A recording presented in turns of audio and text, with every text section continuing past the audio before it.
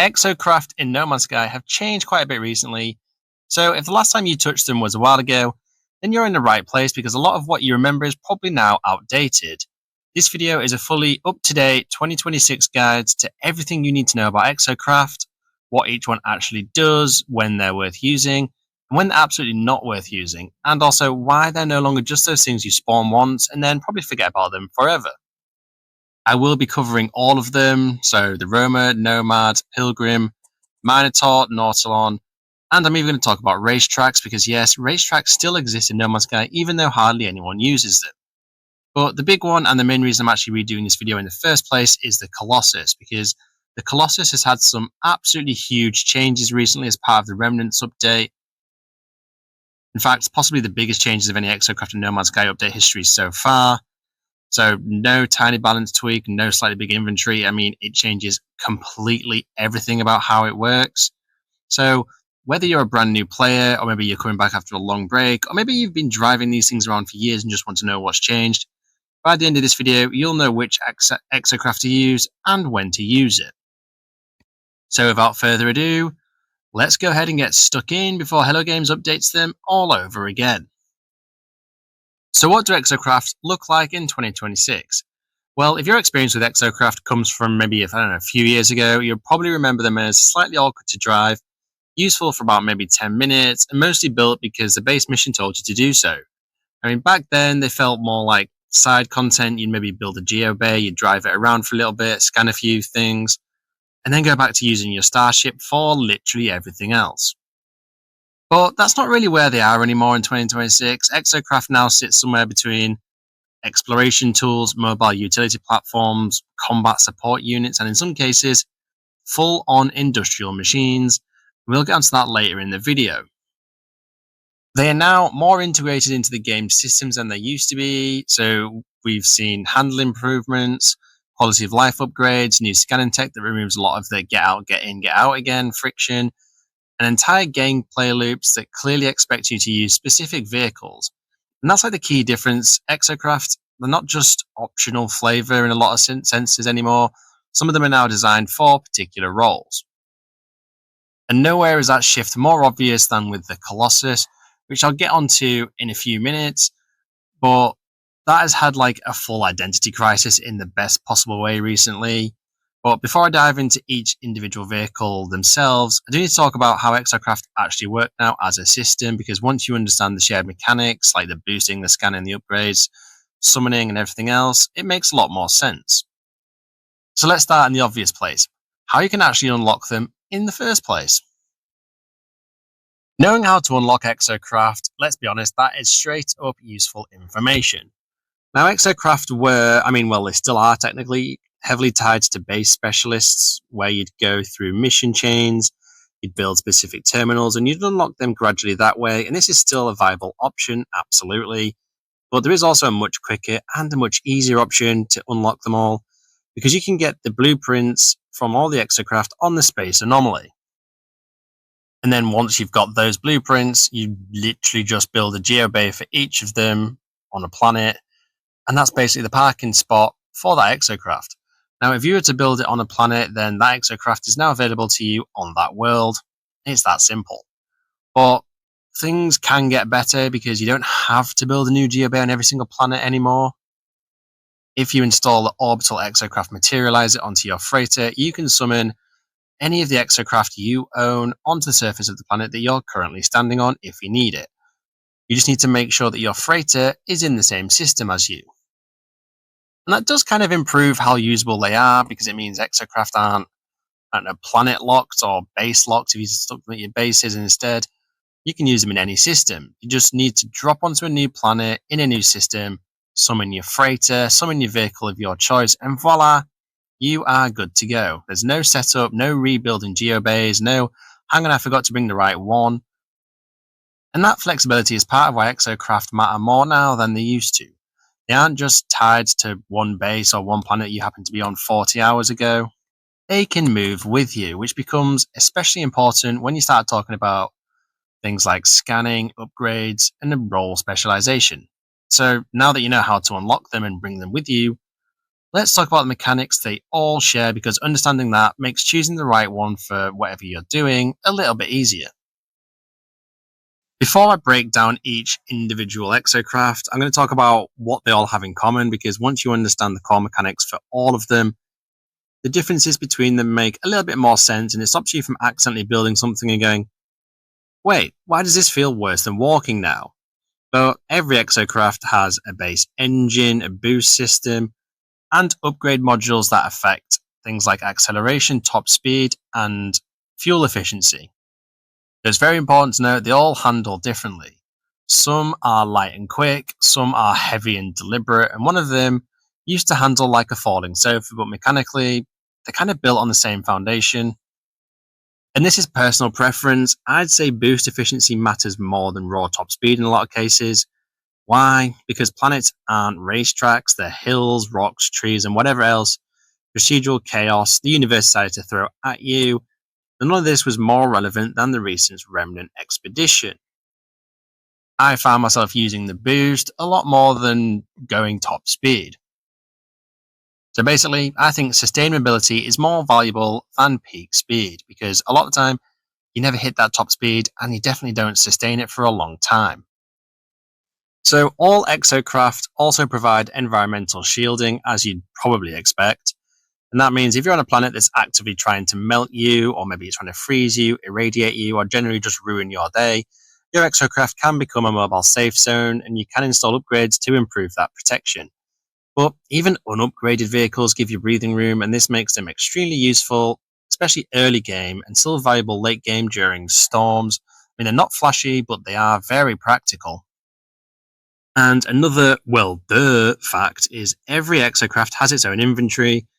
And this is one of the biggest reasons they've always had potential because even before the Colossus rework, Exocraft are basically portable storage units that happen to have an engine. Inventory isn't just space, it's also what technology you install, so how many upgrades you can stack, and whether you prioritize things like movement, scanning, mining, or utility. Each of the exocrafts have different inventory sizes and layouts, and that sort of directly impacts the role that you're going to use them for, and I'll compare those properly in the breakdown section, but most exocraft have some form of mining laser or weapon system that you can install on them. And while they're not replacing your multi-tool for precision work, they're excellent for clearing large resources of clusters pretty quickly. You can also use them for, I don't know, taking down sentinels if you come across them, terrain clearing at speed, and the key difference is scale. Exocraft weapons feel less surgical, more remove that general direction, which honestly has its uses, especially now that you're transporting a lot of waste in your Colossus.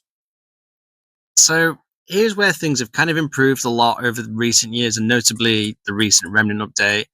Exocraft scanning kind of used to feel a bit clunky.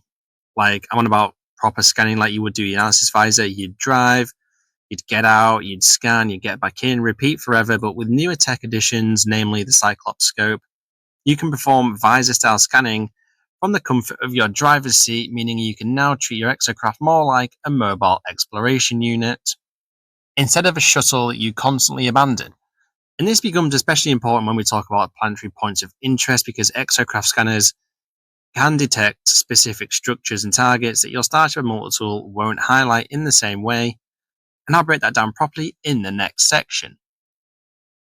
But one final shared mechanic worth mentioning is that exocraft are now part of your wider toolkit, basically. With the freighter materializer system, they're not tied to one base or planet.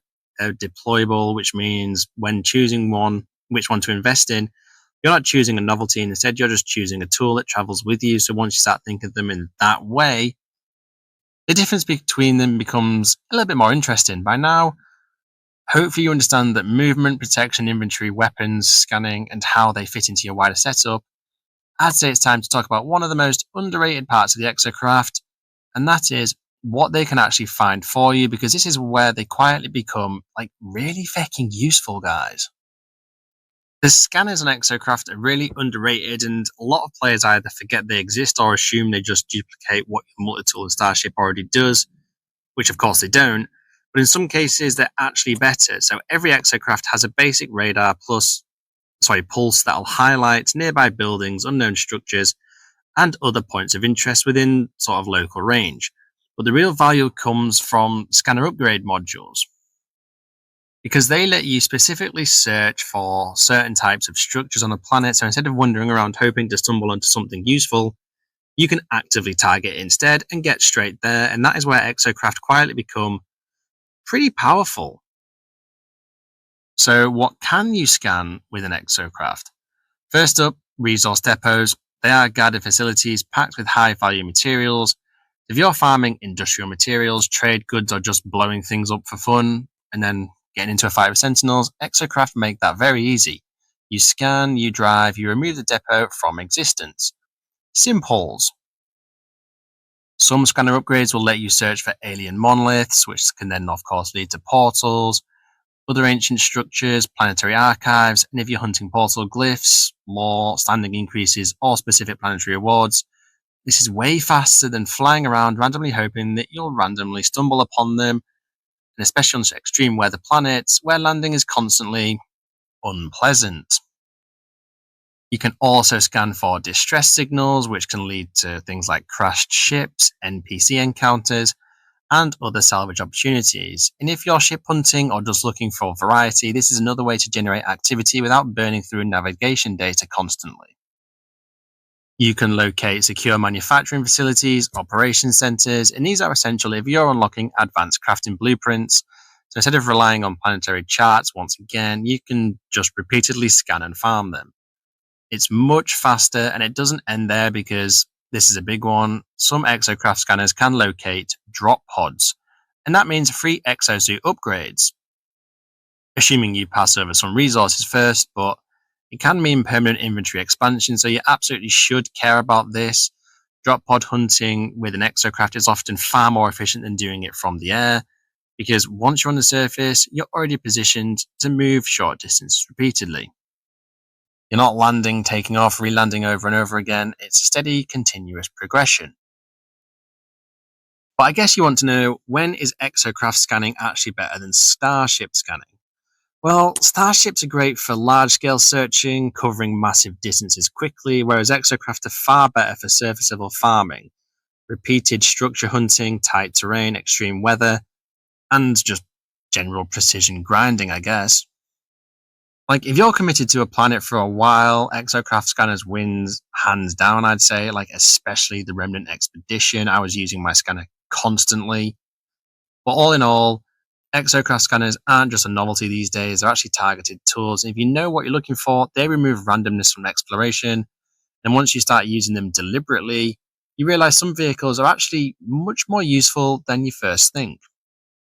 And you probably want to know, when you upgrade an Exocraft, what should you actually install? Because this is where a lot of players accidentally turn a good vehicle into a slightly faster disappointment. So let's just simplify it. The first instinct for most people is stack as much speed as possible. But the reality is, planets aren't racetracks, though you can, of course, build racetracks, and if that's your goal, then more speed. But if you're not racing, then most planets are hills, rocks, forests, and other procedural nonsense that actually gets in your way. So what actually matters more than raw top speed, as I've already said, is boost efficiency, acceleration, and handling responsiveness. Sustained mobility beats theoretical max speed, and if you're bouncing off terrain constantly, especially now if you've got waste in the back of your Colossus, then extra top speed is definitely not helping you. So I would say prioritize control and boost uptime over big top speed numbers, unless you're on a custom built racetrack, of course. And as I've already said, scanner upgrades are massively underrated for Exocrafts because they are what let you target those points of interest I've gone over. If you're committed to a planet for farming progression, as I said, scanner modules are far more impactful than another 5% of speed. Now, specifically, if you're using the Minotaur a lot, or perhaps you're now using the Colossus for long surface sessions, or maybe if you're just operating on extreme planets, then hazard protection upgrades do make a real difference. But if you're just cruising around, I don't know, in a nomad on a calm world, you don't need to overinvest in hazard protection, so upgrade according to how you play, and more often than not, the planets you're actually spending time on. Mining lasers and weapon upgrades are useful if you're clearing resource clusters frequently. Maybe you're fighting sentinels a lot, or you're using the Colossus in industrial loops, but they're not particularly essential for every Exocraft build. So if combat isn't part of your regular gameplay loop here, I wouldn't waste slots forcing it to be. One mistake I see a lot of players is filling every tech slot with movement upgrades, leaving absolutely no room for anything else. Overall, a well-balanced Exocraft is better than a hyper-specialized one that can't adapt, especially now that Exocraft are system-wide tools and not just base-bound novelties. And the classic No Man's Sky question, do you need S-Class everything? Short answer, no you do not. S-Class modules are nice, sure they are, but Exocrafts can scale well even with A-Class upgrades, so function often matters more than perfection. If it feels good to drive and does what you built it to do, then you're pretty much done. You don't need to min-max a space truck, unless of course you want to, in which case I respect that, I guess. But if you want a clean Exocraft upgrade formula, I'd say install, I don't know, maybe 2 or 3 movement focus ones, the scanner modules to find those points of interest, hazard protection if you need it, and other utility based upgrades based on the role you want the Exocraft to perform, and that is about it.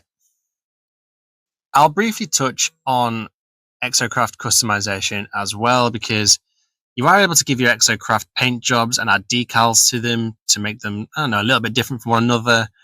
It was more than what you could do than with your starships up until the introduction of the shipbuilding feature, and then of course the introduction of totally custom Corvette ships. But the customization on Exocraft, with the exception of the Colossus, is still pretty basic. And I, for one, definitely hope they add Corvette level of customization for the other Exocraft in the future. How freaking awesome would that be? But of course, if you install like engines and all that sort of jazz, I'd hope that that customization has the ability to improve like the handling, the speed, damage output. But hey, the Remnant update is a step in the right direction for the Colossus, if you ask me.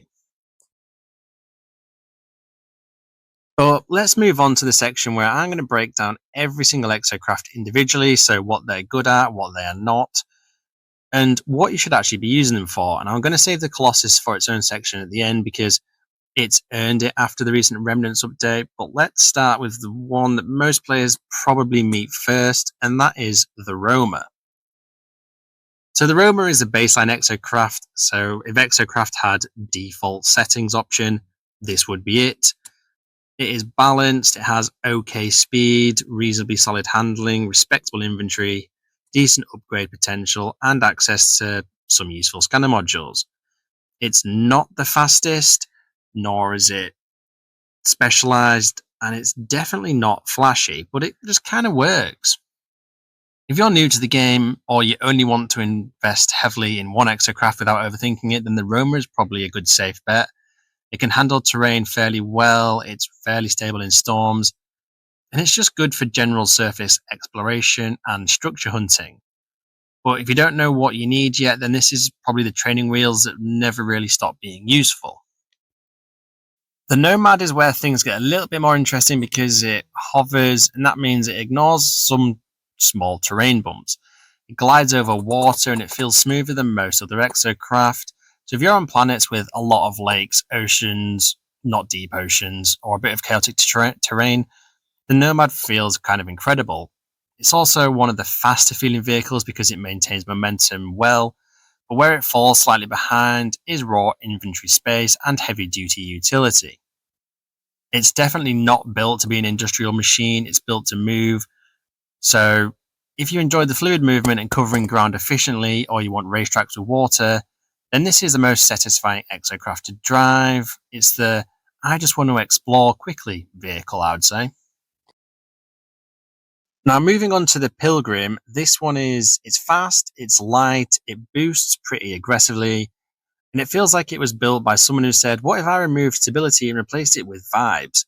It's excellent for racing, it's excellent for short bursts of speed and messing around on open terrain, but the flip side is it's not great for heavy resource hauling, obviously. It's not good for hazard tanking, It's not good for industrial loops, but if you're into racetracks, which yes, do exist, or if you just want something that feels more like space dirt bike, then the Pilgrim is probably the one for you. It is fun, and sometimes fun is enough. Right, onto the Minotaur, which is less vehicle and more I have become the vehicle. It's obviously a mech suit, which already makes it cool, possibly cooler than the other Exocraft, to be honest. But mechanically, it is more built for hazard protection, combat, extreme weather, survival, and vertical terrain. It can mine effectively, it is very good at fighting sentinels without breaking a sweat, it's very good at surviving storms that would destroy your shields, and if you install AI upgrades, it can even follow you around and assist you autonomously if that's what you're into. And that means you can technically have your own walking bodyguard, but the downside is it is much slower than wheeled vehicles, but it is stable, it is reliable, and it is extremely useful on hostile planets. So if you're combat focused or operating in extreme environments a lot, this one definitely punches above the others. Right, let's jump into the water and talk about the Nautilon. Now, this does one thing, but it does it properly because it is built for underwater exploration. And if you ever tried exploring the new deep oceans without it, you'll know it's not ideal. Like, they go significantly deep, these oceans now, as part of the world's update, but the Nautilon gives you much better submerged mobility, underwater hazard protection, ocean specific scanning, and access to deep sea points of interest, such as crashed ships, freighters, sunken buildings, and submerged ruins. You probably won't use a Nautilon that often, but when you need it, you really need it because it turns these underwater planets, or water planets, should say, from mild inconvenience into fully explorable environments. And that's pretty damn valuable.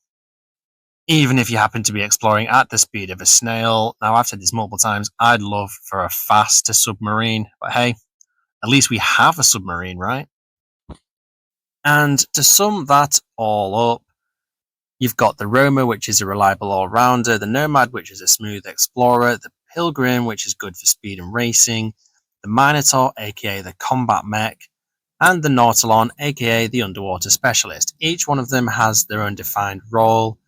Each one makes sense in the right context, but then there's one vehicle that just doesn't fill a niche anymore, and instead it's trying to redefine its entire category. So let's now talk about the Colossus.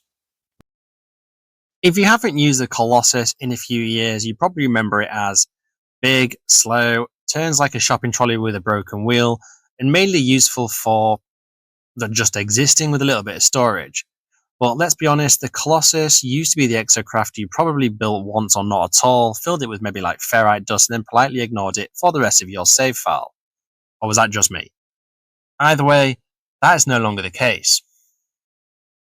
And that's because the Remnant update has basically taken the Colossus and said, what if this wasn't just a big boxy vehicle, and what if it was a mobile industrial unit instead? Honestly, the changes are kind of wild. The first major change is that the Colossus isn't just one fixed vehicle anymore. You now have different cabins, chassis attachments, running gear, paint finishes, and you can actually configure it for specific roles.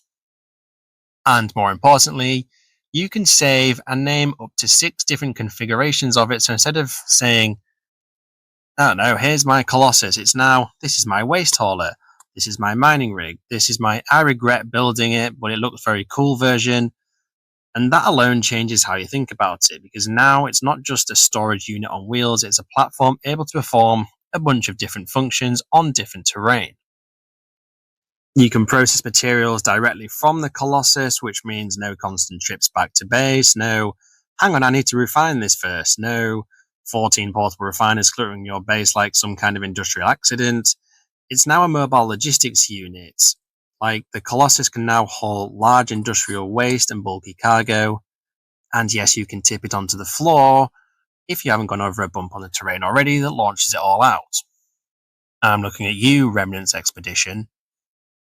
But that ties directly into the new planetary waste systems introduced in that Remnant update, meaning the Colossus isn't just well, viable. It's actually the intended tool for certain gameplay loops, which is something I never thought I'd say about this big clunky thing. And one of my favourite additions to it is the excavation blade, because you can equip this blade and that lets the Colossus collect resources from obstacles that you just run over, which means running over things is now technically resource gathering rather than just bad driving. So suddenly reckless driving is efficient gameplay, we've all won, and I'll be in my element. Well, let me address the, elephant in the room. So, okay, but does it still drive like a fridge on wheels? I mean, yes, it's still heavy, it's still big, it's still definitely not winning a drag race, but braking downhill has been improved, first person turning responsiveness is better, terrain snagging is reduced slightly, and general obstacle handling is smoother. It still feels like a heavy vehicle, which it definitely should because it is, but it no longer feels sort of broken, and that difference matters quite a lot. Another big quality of life improvement recently, I guess for Exocraft as a whole rather than just the Colossus, is the Cyclops visor, because that allows you to scan from inside your Exocraft, and that's not just convenient, it kind of removes one of the biggest friction points Exocraft's always had. That was like, drive 10 seconds, get out, scan, get back in, drive another 10 seconds, get out, scan, repeat. Now you can just stay in the vehicle, which makes the Colossus especially feel like an actual expedition machine, instead of a bit of a slightly confused truck. But to wrap up the Colossus section of this video, it went from big storage box that occasionally moves to mobile industrial command center, and whether you personally love that or not, it is one of the biggest Exocraft identity shifts that we've had in the game for years, if not ever, in No Man's Sky. So if you haven't touched it since 2021 or before, it might be time to take it out for a spin, preferably somewhere a little bit flat. Alright, let me lighten the mood slightly because yes, Exocraft racetracks definitely exist, and no, this isn't some abandoned early access feature from 2018 that everyone collectively forgot about. They're still buildable, they are still functional, and they still work in multiplayer even if barely anyone makes racetracks anymore. I won't be going over how to build racetracks in this video because I already have a video on my channel dedicated to that topic. I'll leave the link in the description below. But what you should know is this. Racetracks use specific Exocraft, like mainly the Pilgrim, sometimes the Nomad if you want a water section in your track, and occasionally the Roamer if you enjoy suffering. Though I recognise the footage that I'm using here is my racetrack using the Nomad, which has plenty of water, so it makes sense. But the other track I'm showing is created by another player, and they used the Roamer. Wasn't my choice of vehicle, but hey, it was the first racetrack I found that wasn't my own. But anyway, each track uses checkpoint modules that track lap times, completion order, and multiplayer standing, which means you can actually set up competitive time trials and multiplayer races. And because Exocraft handling has kind of improved over time, racing feels better now than it used to. Is it esports? Absolutely not. Is it chaotic fun with friends? Of course it can be. And honestly, I think that's kind of the point. As I mentioned, and even though I'm not showing footage of it, if you're building or running racetracks, then the Pilgrim is probably the best go-to Exocraft because it's fast, light, boost heavy, and slightly unhinged. The Nomad can also work well, especially on water-heavy tracks, like the one I've made. And finally, the Roamer is fine. It is fine. It's just a bit less agile. Now, the Minotaur would be funny, like it would be visually hilarious, but it's not recommended. And the Colossus, even with its new upgrades, if you're racing a Colossus, you're not racing, you're just scheduling an appointment. But here's why the racing section actually matters in a comprehensive guide about Exocrafts, because racetracks show something important, and it's that Exocraft aren't just tools. They can be fun, they can connect to base building, multiplayer, community events, and creative design. So even if you personally never build a racetrack, it's part of the ecosystem, and it's one more reason why Exocraft aren't just early game side content anymore. They're kind of embedded into multiple parts of No Man's Sky, so whether you're hauling industrial waste in a Colossus, fighting sentinels in a Minotaur, or sending a Pilgrim off a ramp at speeds that physics did not approve of, Exocrafts have way more depth than they used to. Before I wrap everything up in this video, let's talk a bit about multiplayer, maybe freighters, and which exocraft you should actually prioritize depending on how you play. So here's a quick TLDR of Exocraft in multiplayer. So in multiplayer, every player summons their very own Exocraft, and your upgrades obviously apply only to your vehicle. Racetracks and checkpoints function for multiple players simultaneously, whereas AI features like the Minotaur Companion still behave correctly per player. Like, it's stable, and it's honestly something older players might still be surprised by. You can absolutely run group exploration, convoy style driving across planets. I noticed it during the Remnant expedition. Sure, it was a bit buggy, but I saw a lot of players driving around. You can do coordinated resource farming or full chaotic race events, and because Exocraft now summon system-wide via freighter support, coordinating is far easier than it used to be. So you don't need to set up a planet with geobays and all that sort of stuff first. A couple of practical notes as well. Exocraft are surface tools or underwater tools. They definitely do not replace your starship. Instead, they complement it. The ideal loop now looks like starship for long distance travel, Exocraft for committed surface operations, and your freighter for flexible deployment, basically. That triangle is what makes the system feel pretty cohesive in 2026. And once you build around that idea, Exocraft stop feeling like optional and a bit more strategic, and you probably use them a little bit more. So now that I've covered how they work, what they scan, each vehicle's strengths and weaknesses, the Colossus overhaul, racing, multiplayer integration, let me finish off this properly. So if you're only going to invest in one or two Exocraft, which one should you use based on your style of play?